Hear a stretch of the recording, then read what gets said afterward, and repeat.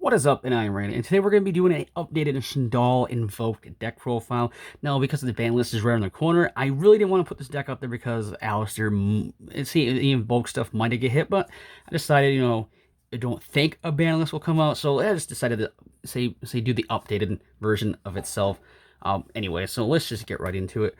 Of course, because it is the Invoked build, we are doing 3 Alistair the Invoker. Now, this is pretty much your play starter and everything that starts off your stuff, so definitely the card you really want to see, because he just fetches out everything pretty much in a sense, so that is kind of the reason why you really want to maximize him out. Plus, we have other ways we can see him and maximize him as well. Now, because of the awesome Shaddoll structure deck, we got the 3 Shaddoll Wendy. Now, she's in a great addition to the actual Shaddoll strategy in itself, but in this build, she actually is really, really good as well, too. Like, it's insane. Plus, she is a win, so it helps with the Raging plays. So, definitely good with that. And then the last of the new Shaddolls, we have the 1 Ariel. It just helps out with the Shaddoll trap combo off, where you can just bring back, say a banished Shaddoll monster that you banished off the trap. But we have that. Now we're just going to go more into the standard, like, Shaddoll stuff. We are maximizing on 3 Squamata, because Squamata is basically your other, like, searcher for the deck, a way to dump stuff from the deck to the graveyard so you can bring it back and utilize it. 2 Hedgehog. Hedgehog, I mean, just good. You can add 1 Shaddoll monster from your deck to your hand, just another searcher in a sense, and then also a flip effect, spell and trap card from your deck to your hand. So, pretty good. It's just standing, just more searching. Dragon. Dragon is really cool because it's spot removal, especially against back row decks, because it's just a good spot removal just to get rid of one of your opponent's spell and trap cards on the field. Also, an out to way maybe to, say, get out Mystic Mine. Just really good in there. And then, of course, 3 Shaddoll Beast. It's just, you say, draw power for the deck, honestly. Like, that is it. And plus, you always want to see the Shaddoll monster usually in your opening hand anyway, so just maximize them. And now we have our Clown engine. Actually, it's just 2 Trick Clown. I think I've been testing it with just these 2.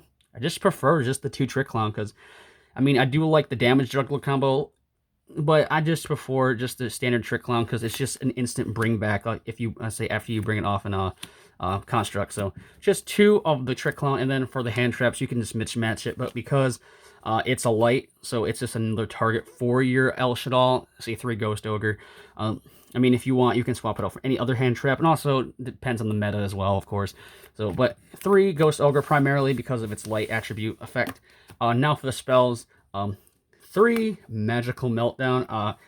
Just basically just adds an Alistair from your deck to your hand, and then also protects your, say, a fusion summons of a fusion monster cannot be negated, so it basically allows for an open path of your fusion plays to actually go through and actually go off. 3 Invocations. Invocations is your fusion. Go for it. I never really checked the price of the invocations now, because I knew they were just ridiculous for a while, so I just threw in a couple of my OCG copies. So definitely have 3 invocations. You want to maximize on your fusions as much as possible. And speaking of fusions, we have our Shaddoll Fusion. Fusion from the deck. It's always been broken. Definitely really good. You just really kind of want to see this in your opening hand, or have a way to get this to your opening hand immediately. Just keep going. And then you have your El Shaddoll Fusion. This is your, let's say Windy play during your opponent's turn to lock them down. So just have that. And then I actually tech in 1 Nephi Shaddoll Fusion as well, because it's just more fusion plays to go into. It's just, you need to see an opening fusion card. So having 1 Nephi definitely helps out that as well. And also allows you to go into more of the, say Shaddoll Fusion monsters without actually worrying about, say, rocking, say, multiple attributes in the main deck. But say 3 Allure, it's a bunch of dark monsters, just your draw power for the deck.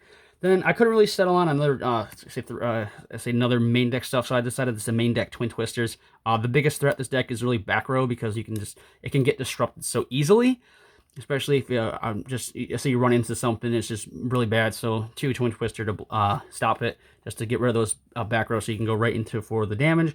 Then Shaddoll Incarnation for the combo itself, so you can bring back a banished Shaddoll monster and bring it back. Well, say flip up face down say Shaddoll monster, so you can say activate Ariel's effect. So really good. I like the combination Ariel has with the Shaddoll Incarnation. So definitely a good combo. Then, of course, extra deck now, we are going into 2 El Shaddoll constructs. 2 different arts, because I like both arts. I couldn't really decide, so just rock both of them. Insane card. Extra deck is super tight in this deck, so definitely just 2. I mean, if you do find the room and you want to rock 3, go for 3.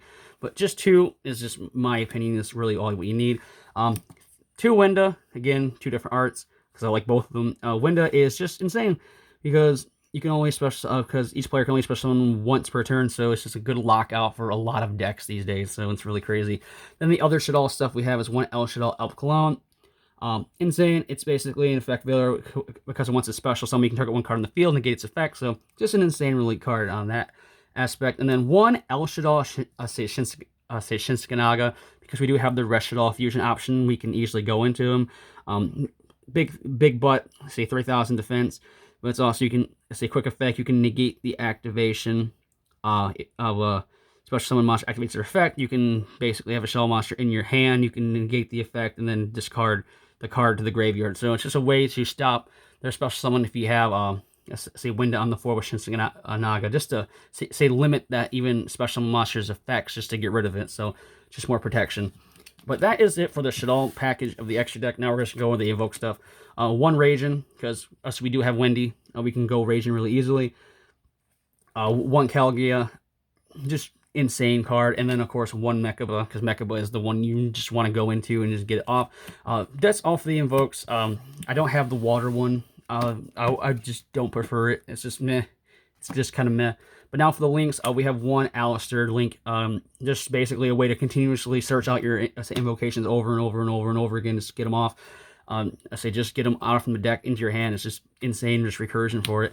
1 All Mirage, just for the standard play with Cross Sheep, and also Secure Gardener, and also Gravity Controller. It just goes into it. Say allows you to get certain attributes in the grave for your fusion plays, also on the field form. Just insane. Basically, go into Celebrate All Mirage, you can go into Secure Gardener, so you have that guaranteed light on board, which helps go into your construct a lot quicker and a lot more consistently. Then our last card for the extra is number 60, Cigars. Basically, it just allows you to draw 2 if you want to use them for that ability, just to get more draw power for the deck to go into your combos. It's a lot easier if you don't open up the right pieces. So, and plus we do have a lot of level 4s with the Shaddoll monsters, so you can easily go into them.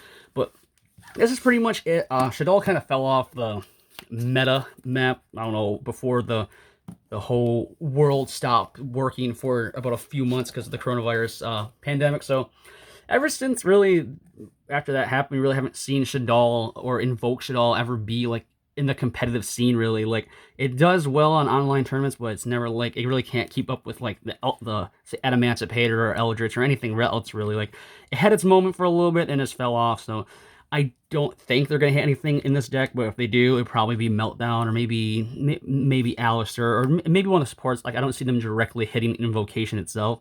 But this has been it. If you enjoyed the video, leave a like, comment, and subscribe like always, and ring the bell so next time I upload a video, you'll know about it.